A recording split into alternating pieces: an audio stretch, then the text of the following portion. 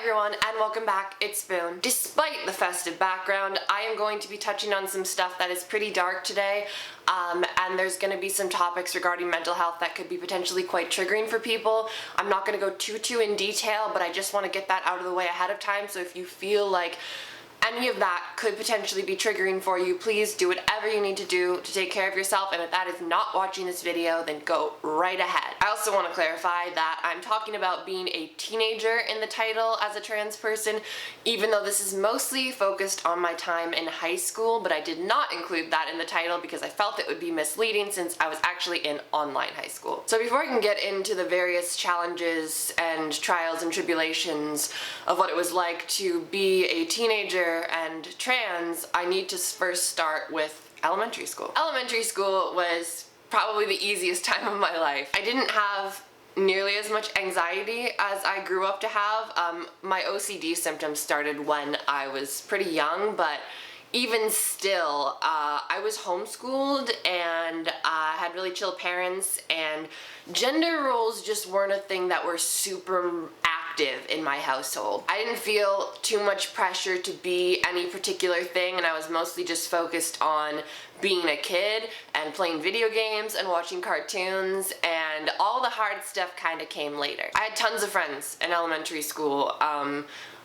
Like every weekend pretty much I would be meeting up with friends, and it was great. And it was like, even though I was homeschooled, I met people through, I did soccer and baseball and karate and all these different things, and I made tons of friends, and I was a super social kid, super active, and overall pretty confident and comfortable with myself. The first time I remember experiencing any kind of gender dysphoria kind of thing, and it wasn't exactly dysphoria, but it was something that kind of threw things off a little bit. I was 7 years old. Actually, I was 6. I was going to be 7.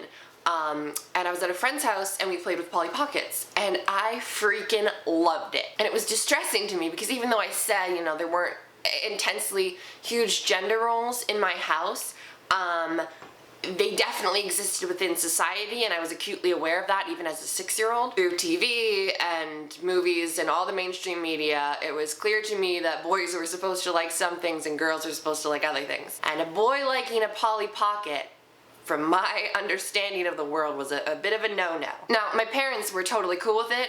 You know, they had no problem at all. They weren't concerned with any of that. I was pretty feminine from a pretty early age, but I was still embarrassed about it. I did end up asking my parents for Polly Pockets for my 7th birthday, and they delivered because they're wonderful, but it was like nerve-wracking for me. I knew that it was abnormal, or it was seen as abnormal in the mainstream, and so it took a lot of courage for me to do that, but I did, and I got the Polly Pockets, and that was great. Now, the dysphoria didn't really come until I started making a lot more female friends, and I found myself in social circles that were predominantly female, and they accepted me and embraced me again because it was elementary school and people were just more chill and less cliquey and less insecure, but there was still a part of me that understood that I was seen as somewhat of an outsider. I wasn't a girl as it was understood by that group of people. I knew that I was one on the inside. I knew it deeply, even though I didn't have the vocabulary to describe myself that way. So even though I fit in pretty well and we liked a lot of the same stuff and we got along and they accepted me in that group, I still had this sort of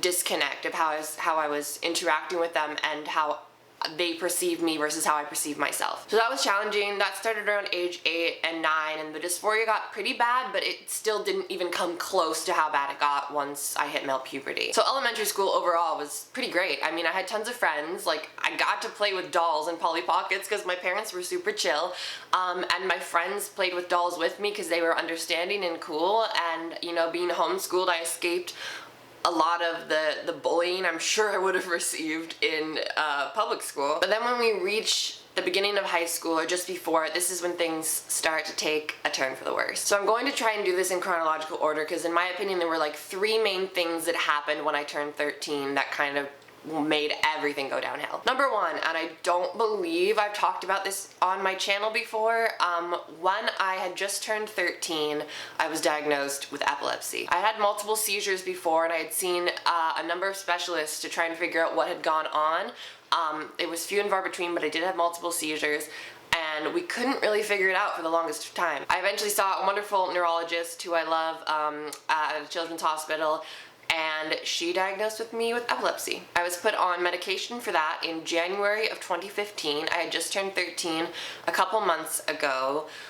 And because of all this going on and this new diagnosis and the new medication, my mom was super worried about me ever being by myself. So I was entering this stage of my life. I was entering teenagehood where I had anticipated I was finally going to get some autonomy. And my mom has always been very protective of me and my brothers, which I totally understand and respect. But, you know, as a young person, you do have this desire to be able to do things by yourself, go places by yourself, socialize.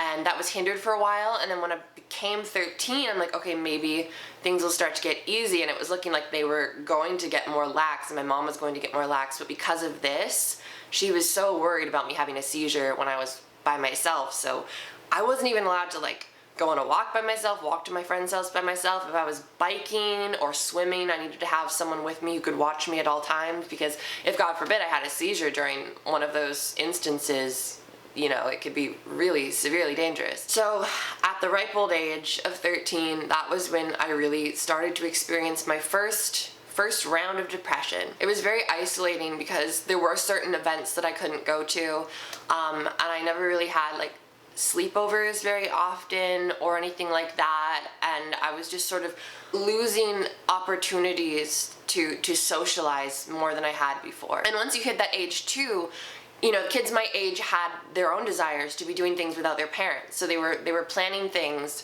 where there wouldn't be any kind of chaperone, and we'd be by ourselves, and we would be swimming or whatever, and I couldn't go to those things because of my epilepsy. So that was the number one first ostracizing big event that happened in my youth, and it was really hard. I was pretty depressed, and as a 13-year-old, it was a lot to take on, and it lasted for years. Now the second thing, and this is a pretty huge one too, was the deepening of my voice. So this happened only a few months later.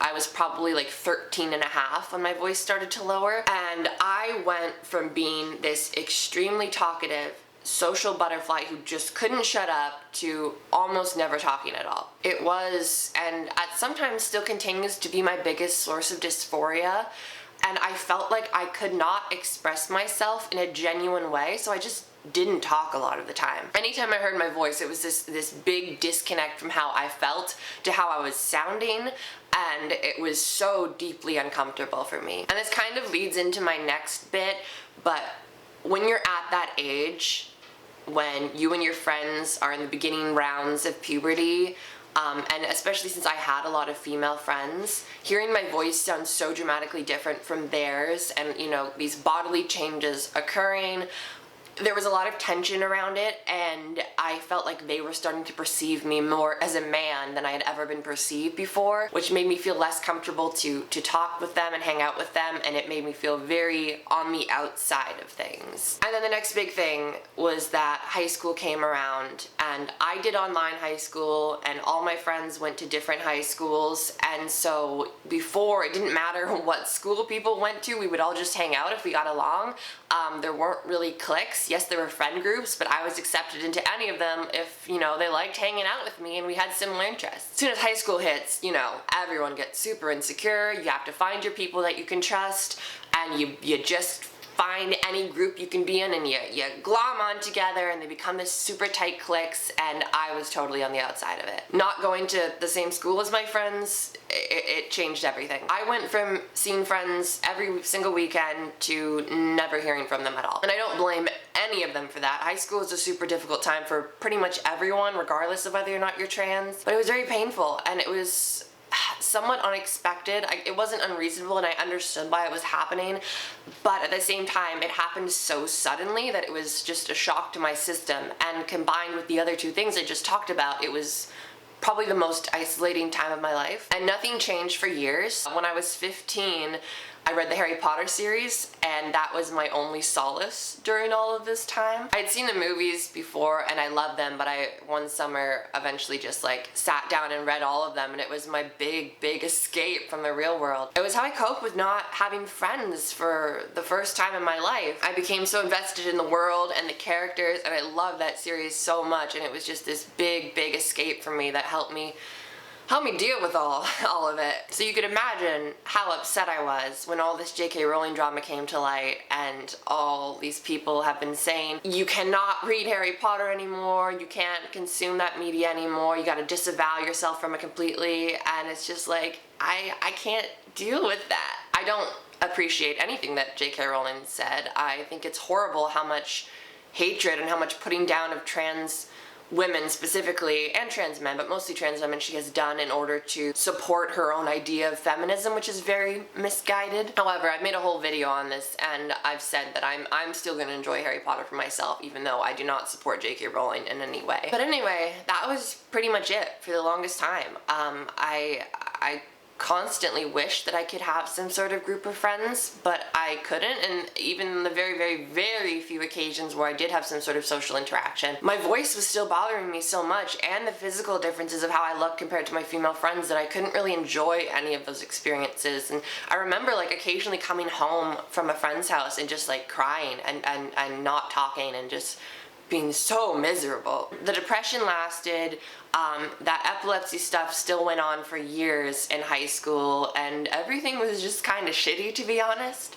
My mom, luckily, was really helpful and really active when it came to trying to get me to find friends within the LGBTQ+ community. I went to multiple different youth groups that were focused on LGBTQ+ kids and teens, and I did meet a lot of people through there. I didn't jive with everyone, and it was difficult for sure to find friendships, but it was something. At this point, I'm like 15, almost 16, and I'm 16 years old when I finally find like a consistent group of friends. This is really exciting for me at the time, but it did not come without its issues, unfortunately. As a 16-year-old, newly transitioning, I had just gotten on estrogen at this point. It was the very beginning of things. My voice was not nearly where it is now. It was really hard for me. My self-esteem was very, very low. I had a horrible self-image and sense of self-worth. I was deeply insecure, and even these friendships with people in the same community as me were challenging. I was very depressed. My mental health was not good. I was very happy to have friends, but it didn't come extremely easily. It didn't fix everything. I had about 2 years with kind of this group of friends, and the big problem was because I had so little value of my own life and so little self-worth, I was willing to engage in extremely risky behavior and did some things that are really regrettable and very dangerous, and I just didn't take care of myself, my well-being, my body, and it was a really scary time in my life, and I know it was really scary for the people around me. And I think that's also just a larger issue with the LGBTQ+ community at large. There is so much trauma within our community, and there is such a phenomenon of serious mental health issues that we often bond over that, and it leads to more problems oftentimes. It's great to meet people who can relate to these experiences that most other people don't, but then if that's the main way you're building relationships with others, it can also feed into the negative coping mechanisms that you have in order to handle all of that. And as much as I love all the friends that I made in that time of my life, it absolutely did that for me, and it was some of the hardest years of my life. I eventually got out of that when I was 17. It was August of 2019. I had just graduated high school a few months ago, and I realized I needed to make a very significant and abrupt change in my life. I did the right thing. I did what I needed to do, but to make that change so abruptly, I had to leave these relationships that were kind of keeping me afloat in many ways. Even though they were damaging to me because of the way that I was handling it, I had to leave them. And they were helpful too. There were two sides of the coin. It was like the thing that was kind of keeping me alive was also killing me in this way. And so to leave it very abruptly was a lot. And the other thing was, this was right at the same time I was starting university. That was a huge, huge, huge transition, and it happened so quickly.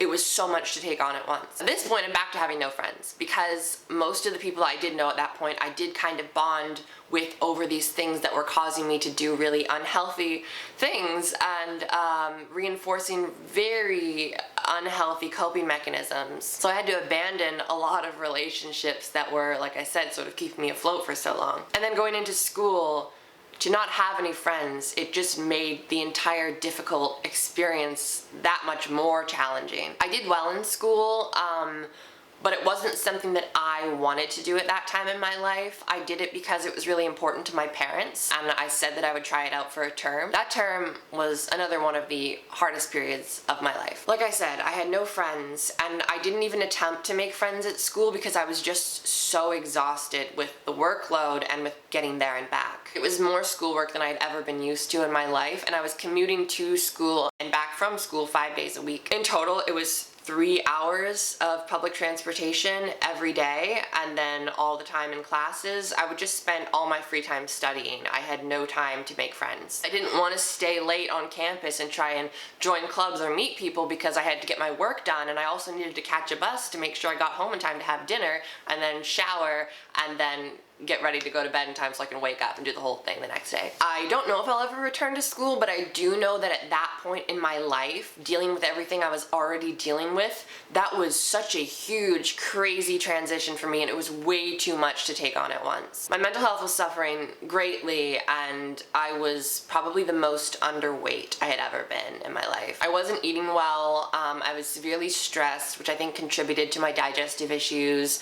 I didn't have as much time, I just wasn't eating enough, and I lost so much weight. I eventually gained that weight back after seeing my endocrinologist and having her explain the importance of it. I worked on it, my family helped me, and by the time the holidays rolled around and I was done with school, I was at a much healthier weight. So once the holidays came around, this is actually where things start to brighten up a bit, and I'm happy to give that to you after all of that very negative, depressing discussion. So school wraps up. I actually did quite well in school, like I said, but it was at the expense of my mental health. Finals finished, and it was Christmas time, which I'm a big fan of. There's my Christmas tree. I don't know if you can see it. I gained the weight, and it was such a relief for me to be done with school. I was just spending the time at home, hanging out with my family. My mental health was finally pretty good. I had gotten away from all those negative coping mechanisms and kind of gotten used to it a little bit more. It was like I didn't have those cravings and those desires to go back to these things that were so unhealthy for me. I was baking cinnamon buns, I was helping decorate the Christmas tree, and it was a jolly time. The one thing, however, was this was just 3 months before my bottom surgery. So this started before school even started, and that was another thing that made school challenging, is this was this huge thing, and as excited as I was for it, it was weighing on me because I knew it was going to happen, and I knew it was going to be very challenging physically and mentally to get through that, so that was always in the back of my mind, and I had to deal with insurance and scheduling it. By the time Christmas rolled around, it was a little bit easier because it had already been scheduled, and I didn't have all the school stuff to worry about too, so I was just relaxing and resting. After Christmas, I was working like once a weekend, so I was completely content to be unproductive and lazy and just give myself a rest and watch a ton of TV shows while I waited for surgery. Then surgery happened, I vlogged that, you can watch it, I've talked about that a lot, and I've said before that at that point, that was when my mental health was probably best. My self-image was definitely better then than it had ever been before. I was not wearing makeup at all, but I was taking pictures of myself all the time. I felt like radiant, I felt like I had this confidence that I'd never had before. I felt super secure in my identity and my sexuality, and it was wonderful. Time passed on.